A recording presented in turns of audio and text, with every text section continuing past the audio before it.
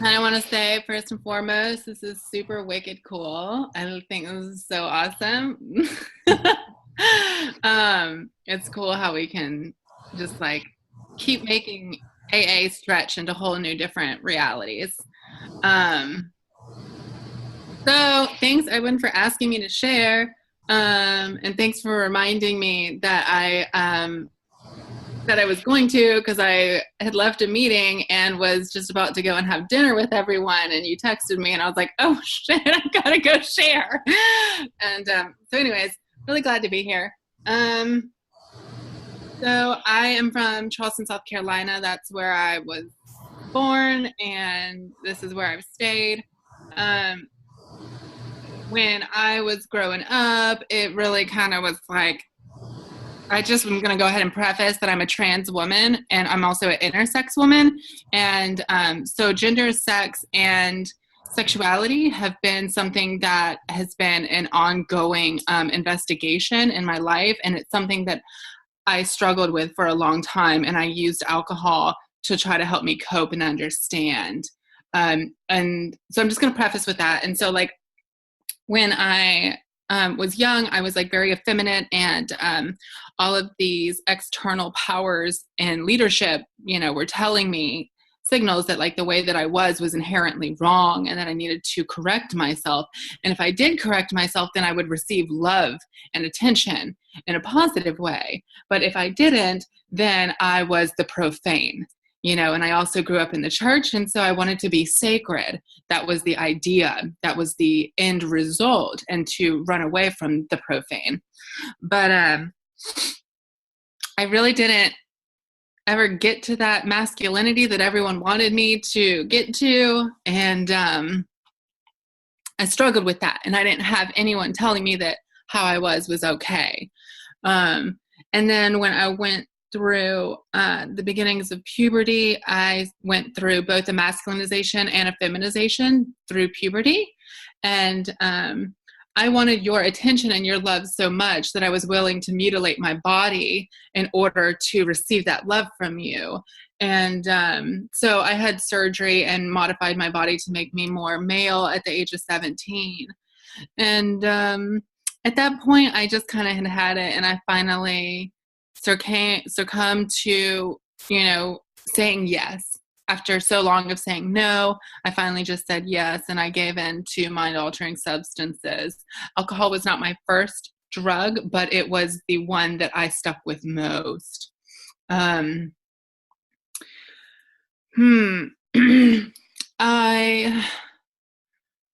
have had many addictions in my life, and when I was a child, my first addiction, I came out, I was sucking my thumb, and I have always tried to use external means to solve internal problems. And so my first was sucking thumb, then porn addiction at 13. At 14, I became anorexic, and then came drugs, and then I met alcohol, and then sex. And I juggled all of those addictions for a very long time. I graduated high school. I went to college.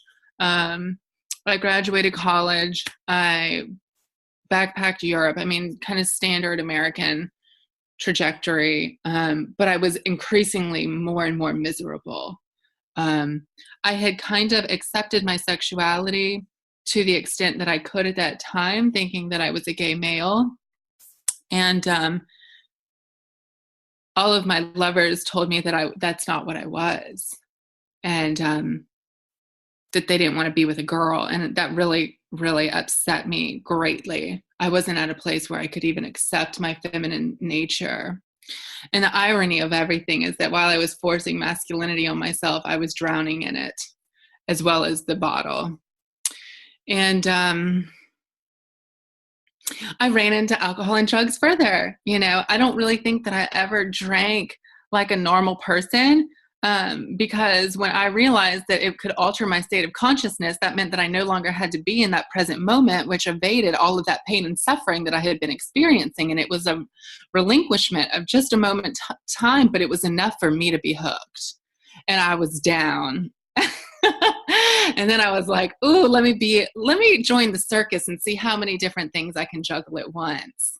And And I miraculously graduated college, but I was institutionalized during college. I had failed my second suicide attempt, and I was brought into a detox program of 5 days, and I like cleaned out, and I came to AA, and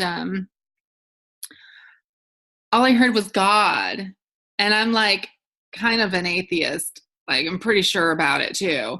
And I was like, nah, like I did the Jesus juice. I sipped on that stuff. I got really sick. Like, I'm not trying to go backwards. I'm going forwards. So I just kind of dicked around, and it got worse. And then I came back in at 23 after another failed suicide attempt. And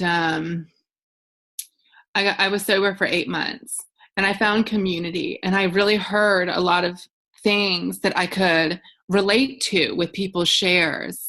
I also heard a lot of things that reminded me of my past, and it felt like nails on a chalkboard, and it felt like I had to still drink that juice.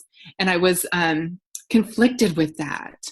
And being a feminist and a queer person, being in a cisgender heteronormative environment kind of rubbed me the wrong way, because I still felt kind of isolated when I tried to articulate my experiences, and I didn't hear people really assimilating fully to what I had gone through. And also there was a huge stage that I was still missing within myself that is a part of my own recovery.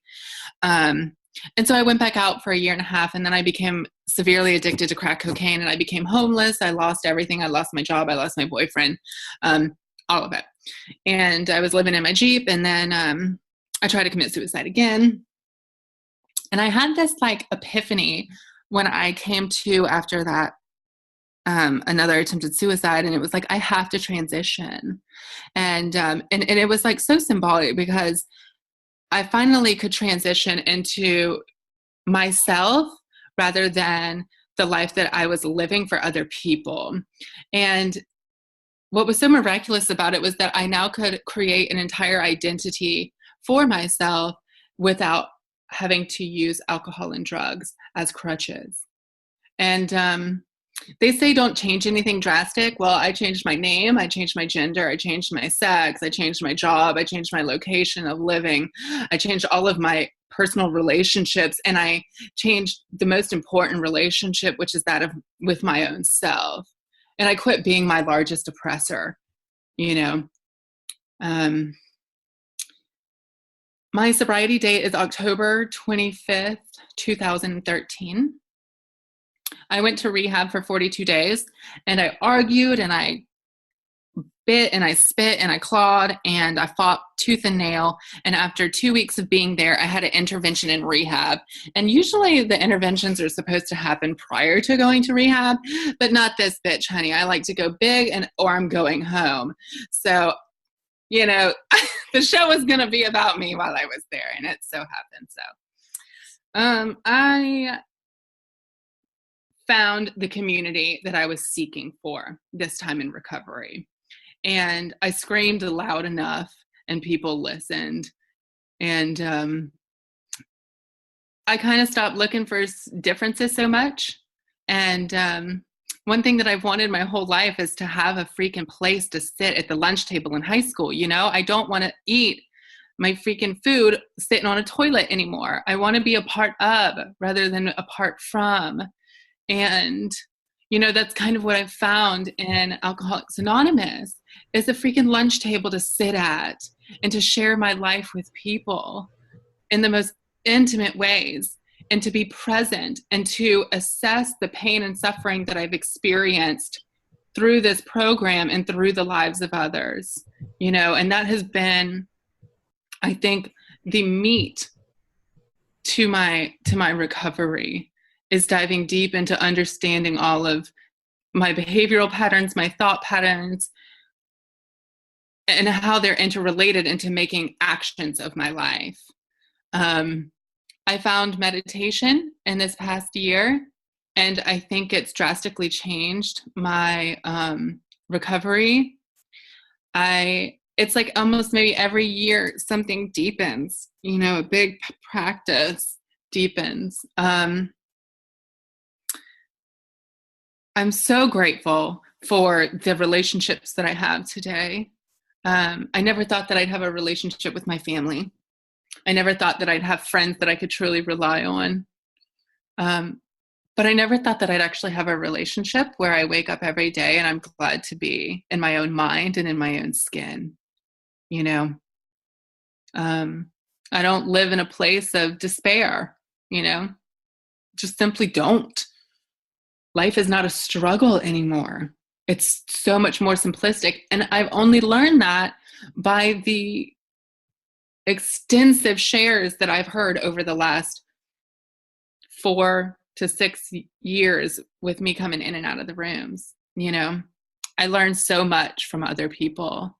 And I'm glad today that I don't have to run away to be in the past or to run away to be in the future. I can literally be here in the present. Thanks for letting me share.